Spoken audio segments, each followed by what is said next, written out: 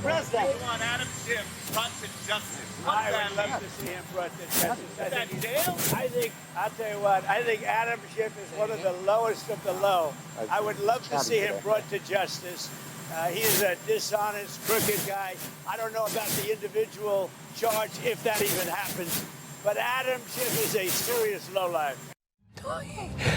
That was one hell of a press conference. President Trump, on his way to the helicopter, answered, I think, roughly 4 times more questions than Joe Biden did in 4 years. It really was something on all kinds of topics, from Adam Schiff to Ukraine to the mayor of New York City. But this Adam Schiff thing is potentially a very, very big deal. Another Democrat busted, perhaps.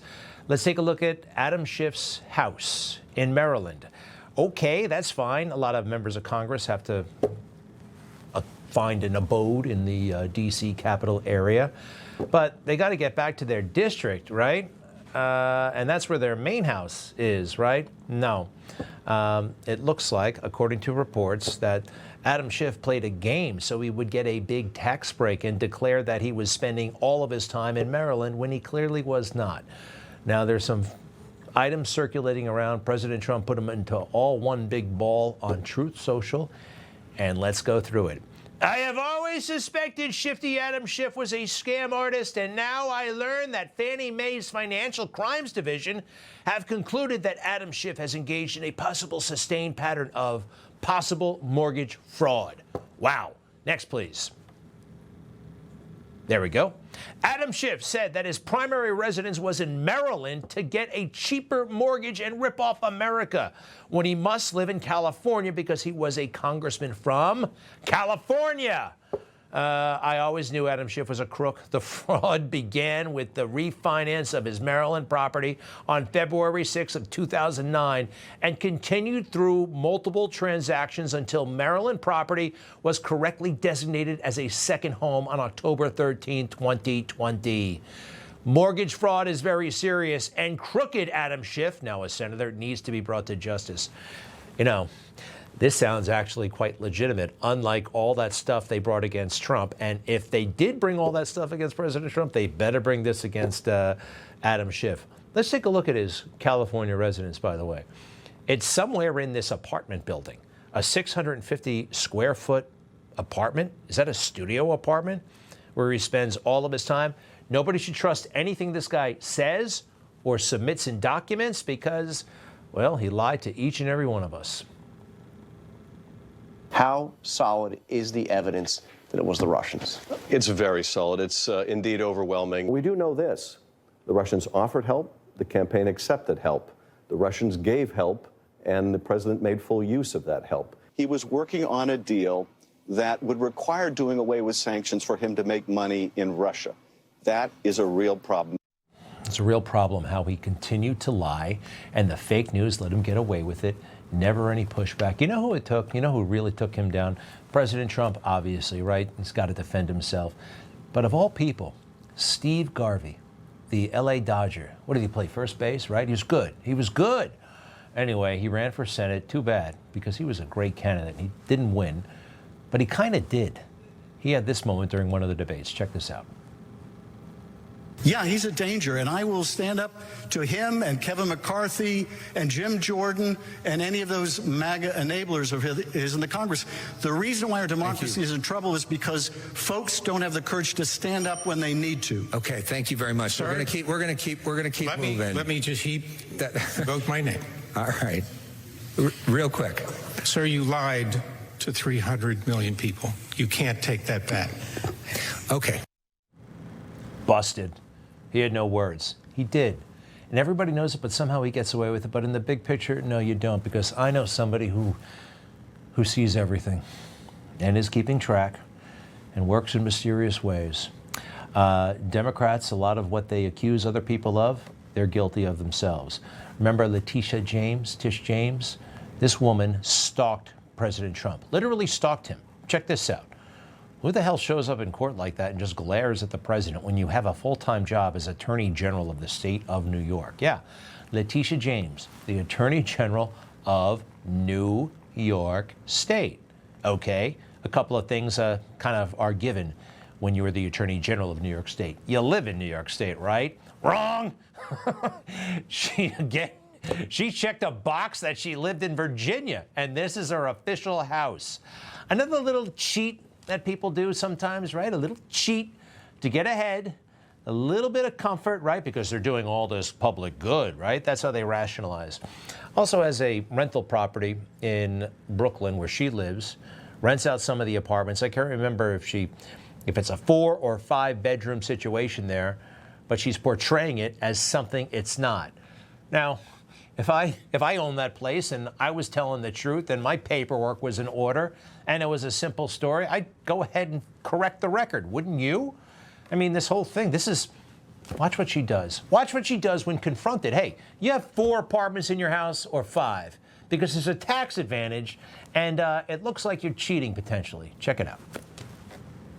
They're saying that your house in Brooklyn is a legal 5-family and the mortgage on it is for a 4-family house. Is that true? So let me just say that, Errol, you know, as any good attorney, I will not litigate this case in a camera. It's important that we will respond to these allegations at the appropriate time and in an appropriate way. But I will not go back and forth with respect to these baseless allegations. It's a very simple question. They're baseless. She hired one of the most expensive lawyers in America. If you live in New York, you live in Virginia. 4 apartments or 5 apartments, so many of them, cheaters, because they convince themselves. Joe Biden, right? Oh, yeah, I'm always working for the people. How in the hell did he get the largest house in Delaware when he was in his first term in the United States Senate? He's always talking about how poor he is, and somehow he gets a DuPont mansion. And a DuPont mansion with a ballroom. Hunter's wife couldn't believe it. Hunter wrote about this. Hunt, I told him, a kid from a middle-class family does not have a ballroom. You go to the ballroom at the hotel. You go to the ballroom at a resort. You go to a ballroom, I don't know, Letters of Great Neck, but you don't have one in your house, unless, of course, you're a rich kid. And that's what Hunter was, because his dad played big-time games. And I do believe was a corrupt politician. That brings us back to President Trump. You know, they got so addicted to lying about him and getting away with it that I think that they thought that they could lie about themselves, right? The preposterous cases that were brought against President Trump in Washington, in Miami, and the rest, right? They thought that, well, if we can lie so successfully about him, we can cheat. We can get away with it. And I think a lot of them are kind of trapped in a never land, right? That the rules are only supposed to apply to certain people in a certain way. How else does a guy like Joe Biden present himself as a regular 6-pack Joe, right? This is what a life of public service looks like, huh? Houses all over the place, special watches, vintage vehicles. Anyway, Adam Schiff, what's the deal, man? You are the Democrat senator from California, and you made your Maryland abode your permanent residence. There's something up with that. And if it's not legal, it certainly is political. If we had a real news culture, it wouldn't just be me and 3 other people talking about this tonight. Okay, next, please.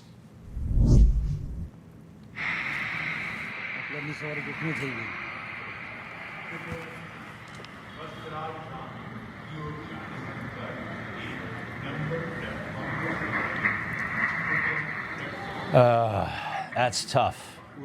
That Air India crash, right? You heard about it, what, maybe 6 weeks ago now? And the one survivor, there was one survivor on that plane, and here he is walking around.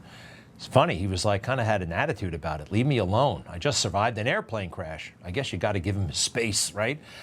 How did this crash happen? It's fascinated a lot of people, and it's possible they pushed the wrong button. There was an episode of Gilligan's Island, quite frankly, and a guy crashes on Gilligan's Island, and he's like, well, you pressed the wrong button. And could that have happened here?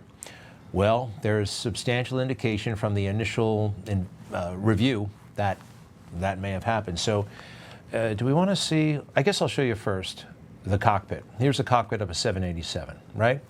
And lots of switches, lots of dials, lots of screens. Here's what they believe happened. If we take this picture full, This is the landing gear handle right over here, right? And this is the fuel shutoff. Now, the pilot, one of them, may have confused this handle for that handle. Now, wanted to raise this, but instead raised that. This is the fuel shutoff. Can you drop the banner, please? The fuel was cut off to the engines. Now, it seems impossible to me that somebody could mistake this for that.